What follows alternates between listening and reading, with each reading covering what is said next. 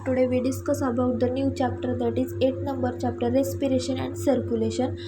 So in this chapter we totally study what is meant by respiration, which ways respiration is occur, then circulation means म्हणजे respiration म्हणजे श्वसन क्रिया जी आहे ती exact plant आणि ॲनिमल्समध्ये कोणत्या पद्धतीने होत असते. त्याच्यानंतर सर्क्युलेशन आपल्याला पाहायचं आहे. सर्क्युलेशनमध्ये ज्या रक्ताभिसरण संस्था आहेत त्या वेगवेगळ्या प्रकारच्या सर्क्युलेशन प्रोसेस आपल्याला पाहायच्या आहे.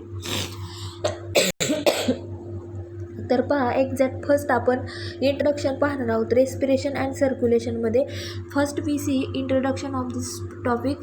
So all living organism require energy to carry out various life processes. आता जर आपण सर्व लिव्हिंग ऑर्गॅनिझमचा विचार केला म्हणजे ज्यांना हवा, पाणी, अन्न अशा जे असतात, ॲनिमल्स असतात, प्लांट असतात, यांचा जर आपण विचार केला, all living organism require energy to carry out various life process म्हणजे वेगवेगळ्या प्रकारचे त्यांच्या जीवन प्रक्रिया त्यांना जगण्यासाठी काय करावं लागतं तर त्यांना एनर्जीची गरज असते. म्हणजेच all living organism require energy to carry out various life processes.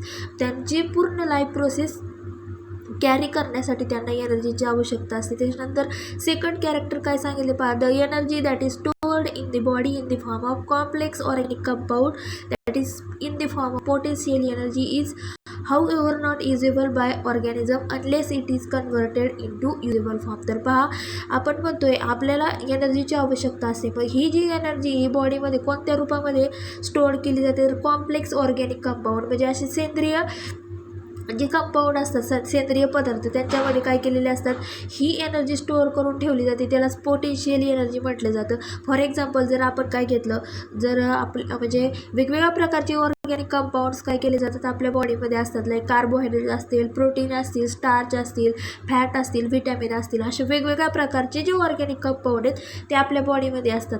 त्याचं आपण काय करतो, त्याचं ब्रेकडाऊन करतो. म्हणजे जसं जसं आपल्याला एनर्जीची गरज भासेल तसं तसं आपण त्याचं ब्रेकडाऊन करतो आणि ब्रेकडाऊन झालं की आपल्याला काय भेटते, त्याच्यापासून एनर्जी भेटते. म्हणजे फॉर एक्झाम्पल जर ग्लुकोज घेतलं तर ग्लुकोजचं सुद्धा काय होतं, ब्रेकडाऊन होतं आणि ग्लुकोजचं ब्रेकडाऊन झाल्याच्यानंतर त्याच्यापासून आपल्याला एनर्जी भेटते. म्हणजेच एक्झॅक्टली त्याचं डायजेशन केलं जातं. ग्लुकोजचं डायजेशन केल्याच्या नंतरच आपल्याला काय भेटते, एनर्जी. म्हणजे हा ग्लुकोज कसा होता, नॉन युजेबल होता. कसा होता, नॉन युजेबल म्हणजे आपण त्याचा यूज करत नव्हतो, परंतु जेव्हा गरज भासली आपल्याला एनर्जीची गरज भासली तेव्हा आपण त्याचं काय केलं, ब्रेकडाऊन केलं आणि ब्रेकडाऊन केल्याच्या नंतर त्या ग्लुकोजचं युजेबल फॉर्ममध्ये काय झालं, रूपांतर. म्हणजे ज्याचा यूज करत नव्हतो त्याचा यूज आपण करायला लागलो.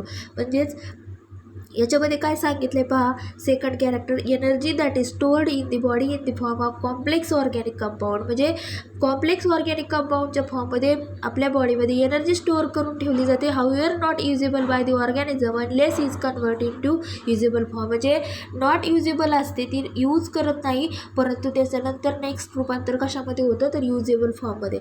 दिस conversion is achieve through the process of respiration. आणि हे कन्व्हर्जन कोणाच्या सहाय्याने होतं तर ही पूर्ण प्रोसेस कोणाच्या सहाय्याने होते, अचीव थ्रू दी रेस्पिरेशन.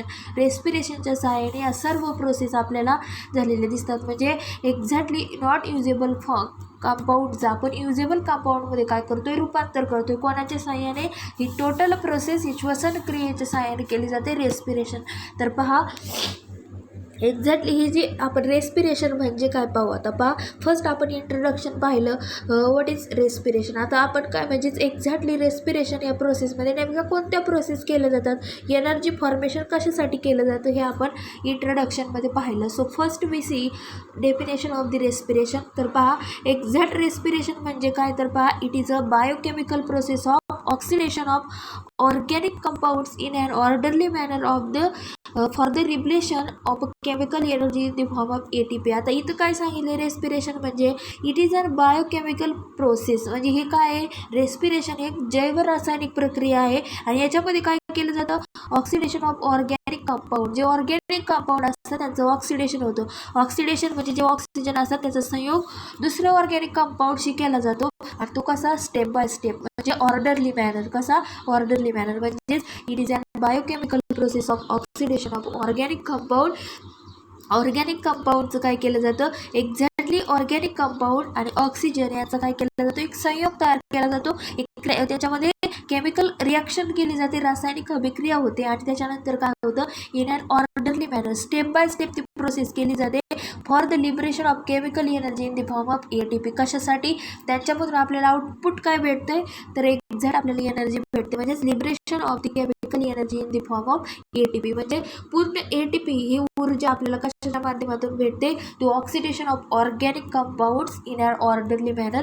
तेव्हाच आपल्याला एनर्जी ATP ॲडिनोसाइन ट्रायफॉस्फेट ही जी ऊर्जा आहे ऊर्जा आपल्याला भेटते. म्हणजे जर मायटोकॉन्ड्रिया असेल तर मायटोकॉन्ड्रियामध्ये जे ग्लुकोज असतात त्या ग्लुकोजचं आपण काय करतोय एक्झॅक्टली ग्लुकोजचं विघटन झाल्याच्या नंतरच आपल्याला काय होते तर ती ऊर्जाही मिळत असते. म्हणजेच एक्झॅक्टली याच्यामध्ये आपल्याला सांगता येतं रेस्पिरेशन म्हणजे नेमकं काय तर it is a biochemical process. ही एक जैवरासायनिक प्रक्रिया आहे. याच्यामध्ये काय केलं जातं oxidation of organic compound in an orderly manner to liberate for the liberation of chemical energy in the form of ATP. त्याच्यानंतर आपल्याला एक केमिकल रिॲक्शन दिलेली आहे. एक्झॅक्ट ATP ही कोणत्या प्रमाणात कशाच्या माध्यमातून आपण ही जर रिॲक्शन केली तर कशा स्वरूपात आपल्याला एनर्जी भेटू शकते तर पहा ग्लुकोज काय केलेले आहे C6H12O6 + 6 ऑक्सिजन मॉलिक्यूल यांचे काय केले जेव्हा ह्या ग्लुकोज मॉलिक्यूलचं काय केले त्यांनी एक रिॲक्शन केली म्हणजे त्याचं ब्रेकडाऊन केलं ग्लुकोजचं विघटन केलं तेव्हा काय भेटलं to form 6 carbon dioxide 6 water molecule then 38 molecules of ATP. म्हणजे जे ऊर्जेचं प्रमाण आहे किती आहे 38 ATP मॉलिक्यूल्स भेटलेले आहेत. म्हणजेच एक्झॅक्ट इथं काय ऑर्गॅनिक कंपाऊंडचं काय केलं आहे बायोकेमिकल प्रोसेस केली त्याचं ऑक्सिडेशन केलं आहे. काय केलं आहे ऑक्सिडेशन. कशासाठी ऑक्सिडेशन केलं टू गिव्ह एनर्जी त्याच्यापासून एनर्जी भेटते. म्हणजेच ग्लुकोजचं फर्स्ट C6H12O6 + 6O2 यांचं काय केलं आपण विघटन केलं आणि विघटन केल्याच्या नंतर आपल्याला एक केमिकल रिॲक्शनच्या माध्यमातून काय भेटलं to form 6 carbon dioxide 6 water molecule and 38 ATP molecules to form energy. आणि हे 38 ATP मॉलिक्यूल्स आहेत ही काय करतात एनर्जी फॉर्म करतात. कोणाच्या माध्यमातून तर ग्लुकोजचं विघटन होतं तेव्हाच. तर पहा for this process of gaseous exchange takes place between the organism and the environment. आणि ही पूर्ण प्रोसेस कुठं चालते ही गॅसियस एक्सचेंज ही process for this process of gaseous exchange म्हणजे रेस्पिरेशन म्हणजेच काय सांगता येतं गॅसियस एक्सचेंज म्हणजेच जे कार्बन डायऑक्साईड आणि ऑक्सिजन यांचं एक्सचेंज केलं जातं त्यालाच काय म्हटलं जातं रेस्पिरेशन. आणि ही जी प्रोसेस आहे for this process of gaseous exchange takes place between the organism and the environment. म्हणजे सभोवतालचं एन्व्हायरमेंट आणि ते ऑर्गॅनिझम यांच्या दोघांच्या मध्ये ही रेस्पिरेशनची प्रोसेस चालू असते. The site of the gaseous exchange is called respiratory surface. आणि ज्या साईटवरती रेस्पिरेशन ही प्रोसेस चालते त्याला काय म्हटलं जातं तर रेस्पिरेटरी सरफेस. म्हणजे आपलं इंट्रोडक्शन हे कंप्लीट झालेलं आहे. आपण त्याच्यामध्ये फर्स्ट पाहिलं what is mean by respiration and one chemical reaction is there. Last आपण पाहिलं ज्या सरफेसवरती गॅसियस एक्सचेंज होतं त्यालाच काय म्हटलं जातं इज कॉल्ड रेस्पिरेटरी सरफेस. त्याला काय म्हटलं जातं respiratory surface. Now we see first point in this topic that is 8.1 organs of respiratory exchange. म्हणजे रेस्पिरेशन होण्यासाठी असे कोणकोणते ऑर्गन्स हे हेल्पफुल असतात की त्याच्यामुळे काय होते रेस्पिरेशन ही प्रोसेस कंप्लीट होते. तर पाहू आपण कोणते ऑर्गन्स आहेत रेस्पिरेटरी एक्सचेंजसाठी. तर पहा respiratory exchange is a simple physical process. म्हणजे रेस्पिरेशन ही एक प्रोसेस कशी आहे एकदम सिम्पल साधी अशी भौतिक प्रक्रिया आहे. म्हणजेच एकदम भौतिक सिम्पल सरळ अशी प्रक्रिया आहे. Respiration exchange is respiratory exchange is a simple physical process for efficient gaseous exchange. The respiratory surface should have the following features. आता जर काय आपल्याला सांगितलं for the efficient gaseous exchange जर गॅसियस एक्सचेंज आपल्याला सक्सेस करायचं असेल ज्या सरफेसमध्ये आपण गॅसियस एक्सचेंज करणार असेल तिथला सरफेस कसा पाहिजे तर पहा the respiratory surface should have the following features. म्हणजे खाली आपल्याला काही त्याचे गुणधर्म दिलेले अशा प्रकारचा तो सरफेस पाहिजे की त्याच्यामुळे आपण काय करू शकतो गॅसियस एक्सचेंज ही प्रोसेस करू शकतो. तर पहा तर गॅसियस एक्सचेंज करत असताना 3 प्रकारचे फीचर्स आपल्याला सांगितले त्याचे गुणधर्म सांगितले. तो सरफेस कसा असा होता पहा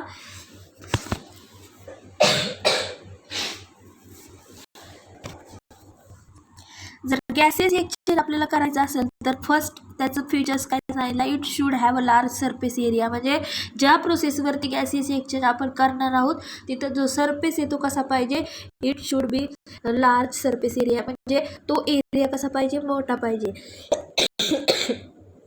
त्याच्यानंतर सेकंड काय सांगितलंय, it should be thin, highly vascular and permeable to allow gaseous exchange. म्हणजे जो एरिया आपण सिलेक्ट केला आहे लार्ज सरफेस एरिया तो कसा पाहिजे, थिन, तो लेअर एकदम थिन पाहिजे, पातळ पाहिजे. हायली व्हॅस्क्युलर म्हणजे तिथं ब्लडमधून ऑक्सिजन आणि कार्बन डायऑक्साईड हे फ्लो होण्यासाठी, गॅसियस एक्सचेंज होण्यासाठी तिथं व्हेसल्स अवेलेबल पाहिजेत. म्हणजेच highly vascular and permeable to allow exchange of gases. Permeable म्हणजे तिथं गॅसेस एक्सचेंज झालं पाहिजे, म्हणजेच एक्झॅक्ट वाईनची देवाणघेवाण झाली पाहिजे, म्हणजेच permeable to allow gases exchange. हे सेकंड त्याचं फीचर्स आपल्याला सांगितलेलं आहे. त्याच्यानंतर इट शुड बी मॉइस्ट, म्हणजे जो सरफेस एरिया आपण सिलेक्ट केला आहे तो कसा पाहिजे, इट शुड बी मॉइस्ट म्हणजे पूर्ण तो परिसर असा ओलसर पाहिजे, तिथं गॅसेसची एक्सचेंज होणार. म्हणजेच आपण 3 फीचर्स रेस्पिरेटरी एक्सचेंजसाठी आपल्याला हे इम्पॉर्टंट फीचर्स आपण पाहतो.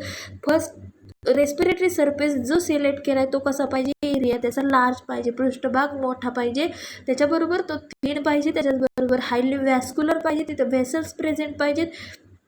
त्याच्यानंतर तो कसा पाहिजे, and permeable to allow exchange of gases, म्हणजे तिथं गॅसेस एक्सचेंज झाले पाहिजेत त्या सरफेसवरती. आणि लास्ट सांगितलंय इट शुड बी मॉइस्ट, ते कसं पाहिजे तर ती परिसर तो कसा पाहिजे, ओलसर पाहिजे. तर आपल्याला यामध्ये ऑर्गन्स ऑफ रेस्पिरेटरी एक्सचेंज, याच्यामध्ये 2 ऑर्गन्समध्ये गॅसियस एक्सचेंज कशा पद्धतीने होतं ते पाहायचं. फर्स्ट प्लांट आणि सेकंड आहे तो animal. So first we see gaseous exchange in plant.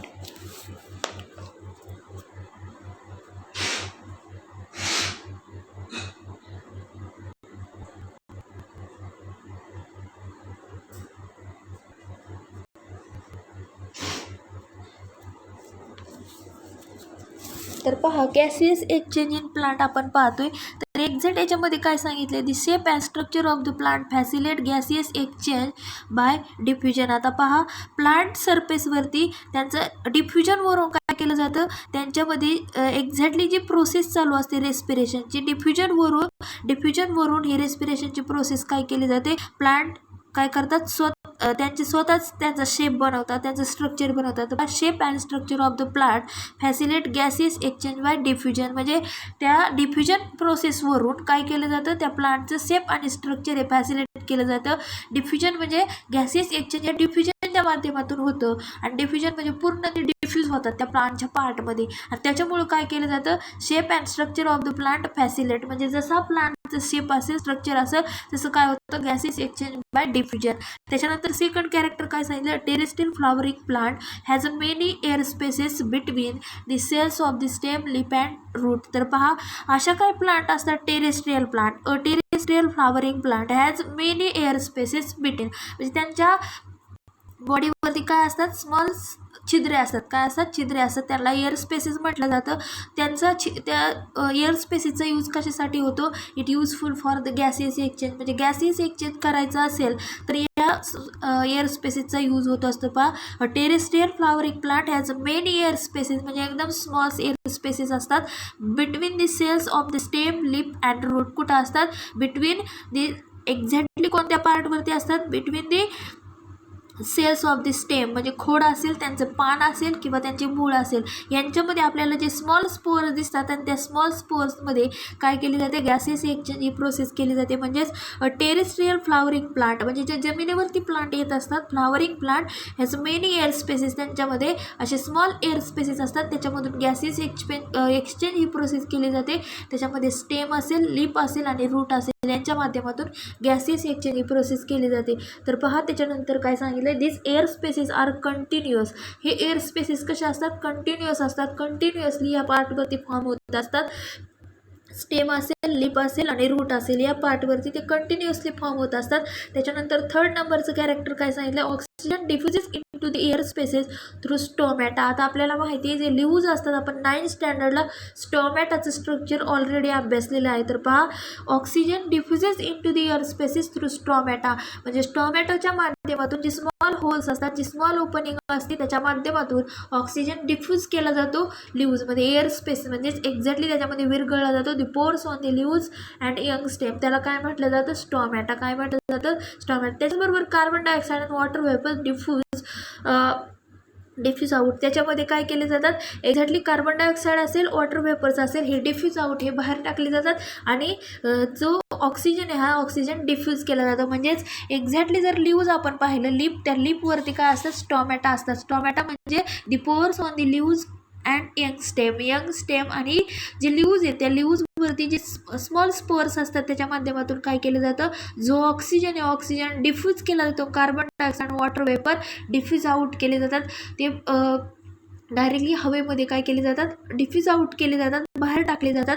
म्हणजेच एक्झॅक्टली इथं काय होतं, गॅसियस एक्सचेंज, ऑक्सिजन इनटेक आणि कार्बन डायऑक्साईड हा आउटसाईडला आउटटेक केला जातो. म्हणजेच एक्झॅक्टली इथं काय होतं, गॅसियस एक्सचेंज ही प्रोसेस होते. म्हणजेच गॅसियस एक्सचेंज होत असताना डिफ्युजनवरून काय केलं जातं, प्लांटचं स्ट्रक्चर त्याचं फॅसिलेट केलं जातं. म्हणजेच exactly the shape and structure of the plant facilitate gaseous exchange by डिफ्युजनच्या माध्यमातून केलं जातं. आणि त्याच्यानंतर काय सांगितलं, in the aerated soil the oxygen dissolve in the film of moisture or water around the root tissue and enters it by diffusion. आता काय सांगितलंय पहा, एक्झॅक्टली याच्यामध्ये काय सांगितलंय, जे इन दी एरेड सॉईल म्हणजे अशी सॉईल असते ती काय म्हणजेच त्याच्यावरती जे वॉटर असतं ते वॉटर काय करतं, त्याच्यामध्ये ऑक्सिजन डिझॉल्व्ह झालेला असतो त्या सॉईलमध्ये, त्याला म्हटलं जातं एरेटेड सॉईल. म्हणजे the oxygen dissolve in the film of moisture, म्हणजे पाण्यात विरघळलेला जो ऑक्सिजन आहे तो ऑक्सिजन काय केला जातो, रूट ॲब्सॉर्ब करतात. ऑर काय सांगितले, water around the root tissue that enters it by diffusion. म्हणजे जो एक्झॅक्टली जो ऑक्सिजन काय केला जातो, पूर्णपणे पाण्यामध्ये विरघळलेला ऑक्सिजन आहे, तो विरघळलेला ऑक्सिजन त्या सॉईलमध्ये राहतो, एरेटेड सॉईलमध्ये. आणि जेव्हा एकदम मॉइश्चर कंडिशन असते रूट भोवताली, म्हणजे रूटच्या जेव्हा जमिनीमध्ये आतमध्ये रूट असतात तेव्हा ओलसर जी माती असते त्याच्यामध्ये काय असतो, ऑलरेडी पाण्याच्या माध्यमातून ऑक्सिजन डिझॉल्व्ह झालेला असतो आणि तोच ऑक्सिजन काय होतो, around the root tissue and enters it by diffusion. आणि त्याच्यामुळे रूटमध्ये काय होतात, ते डिफ्यूज होतात, त्याच्यामध्ये स्मॉल स्पोअर असतात त्याच्यामुळे. आणि मग याच्यामुळे काय होतं, ते डिफ्यूज झाल्याच्या नंतर त्यांच्यामध्ये गॅसियस एक्सचेंज ही प्रोसेस होते. म्हणजेच एक्झॅक्टली फर्स्ट आपण काय पाहिले, oxygen diffuse into the leave through stomata and carbon dioxide water vapour diffuse out. त्याच्यानंतर सेकंड आपण काय पाहिलं आहे, एरेटेड जी सॉईल असते त्याच्या माध्यमातून काय केलं जातं, रूटमध्ये गॅसियस एक्सचेंज ही प्रोसेस केली जाते. The oxygen dissolve in the film of moisture or the water around the root tissue and enters it by diffusion. त्याच्यानंतर नेक्स्ट काय सांगितले पहा, प्लांटमध्ये ज्या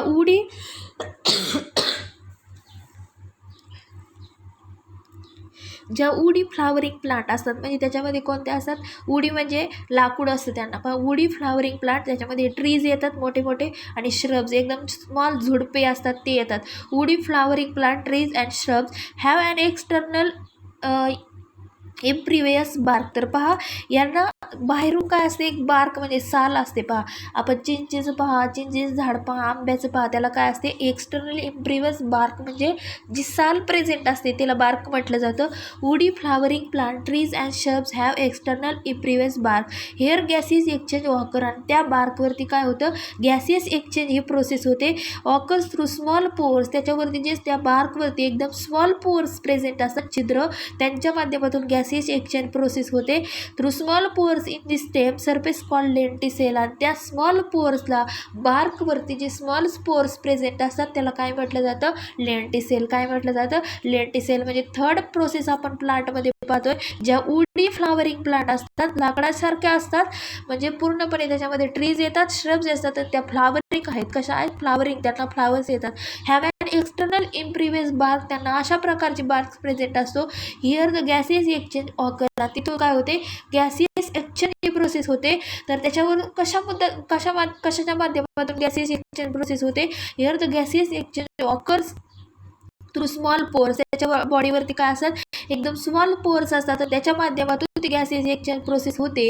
इट कॉल्ड लेंटिसेल, त्याला काय म्हटलं जातं, लेंटिसेल. तर खाली पहा, organs of gaseous exchange in plant, आपल्याला डायग्राम सहित त्याचं काय दिलेलं आहे, कोणकोणत्या ऑर्गन्समधून काय केली जाते, गॅसियस एक्सचेंज ही प्रोसेस केली जाते. तर फर्स्ट आहे तो लिफ आणि सेकंड आहे ते बार्क. काय बार्क म्हणजे स्टेमवरती जी बार्क असते ते.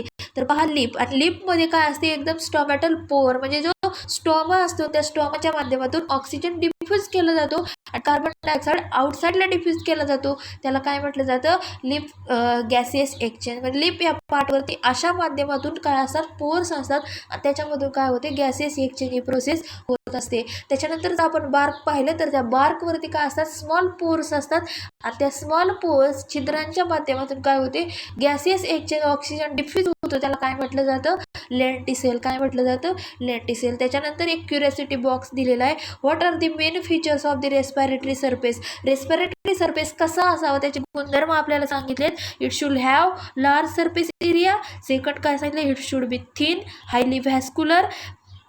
तो लेअर थिन पाहिजे, त्याच्याचबरोबर हायली व्हॅस्क्युलर पाहिजे. त्याच्यानंतर आणखी कसा पाहिजे, and permeable to allow exchange of gases. म्हणजे तिथून गॅसेस एक्सचेंज ही प्रोसेस झाली पाहिजे. आणि थर्ड फीचर्स काय सांगितलं, the surface area is selected, it should B moist. तो कसा पाहिजे, मॉइस्ट पाहिजे. आणि त्याच्यानंतर नेक्स्ट सांगितलं, which are the parts of the plant help in the process of gaseous exchange. असे कोणत्या प्लांट्समध्ये म्हणजे प्लांटमध्ये असे कोणते पार्ट आहेत की ते गॅसियस एक्सचेंजसाठी काय असतात, हेल्पफुल असतात. मग first one is the stomata and second one is the lenticel. हे आपण आजच्या लेक्चरला पाहिले. तर आज काय पाहिलं आपण, first we see introduction of this topic, then next we see what is mean by respiration, chemical reaction, how to form energy in the form to glucose. ग्लुकोजपासून आपण एनर्जी कशी भेटू शकते हे पाहिलेलं आहे. त्याच्यानंतर organs of respiratory exchange, there are three main features of the respiratory exchange of a surface area. Then next we see gaseous exchange in plant, and then next lecture we see gaseous exchange in animals. So today we stop here.